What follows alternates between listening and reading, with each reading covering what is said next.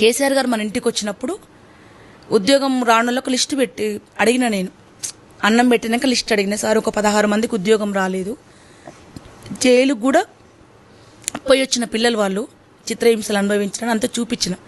చాలా ప్రేమగా ఉంటుండొచ్చు నాకు అప్పుడు, చాలా స్పేస్, ఫోన్ మాట్లాడేంత కూడా. పక్కన కూర్చోబెట్టుకొని మంత్రులు, ఎమ్మెల్యేలు, జిల్లా కలెక్టర్లు అందరూ ఉన్నారు మన పాత ఇంట్లో. విన్నాడు, చెప్పమ్మా అంటే విని చెప్పిన. మరి నీ ఉద్యోగం అన్నాడు.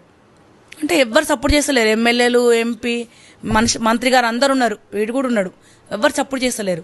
చెప్పండి ఆమె ఉద్యోగం ఏమైంది, ఆమెది ఏమైంది అని అన్నాడు. ఆమె పేరు ఎందుకు ఇచ్చింది, ఆమె పేరు ఎందుకు రాసుకుంది అన్నాడు. ఫస్ట్ లిస్ట్లో రాలేదా పేరు అంటే ఎవ్వరు సపోర్ట్ చేస్తలేరు. నేనే దగ్గర పోయి నాకు లెటర్ వచ్చింది కానీ చింపేసారు సార్ అని చెప్పిన.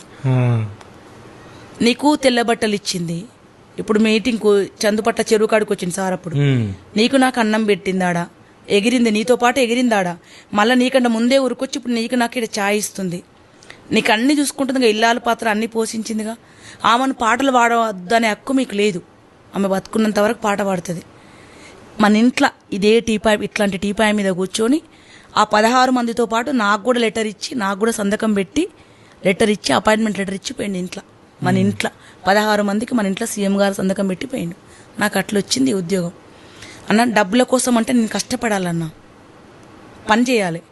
డబ్బులు అంటే డబ్బులు విలువైనవి అన్న. 32,000 జీతం అంటే మామూలు విషయం కాదు. నాకు చాలా ఎక్కువ అవి, నా పాకెట్ మనకి ఇంకెక్కువ అయితే నాకు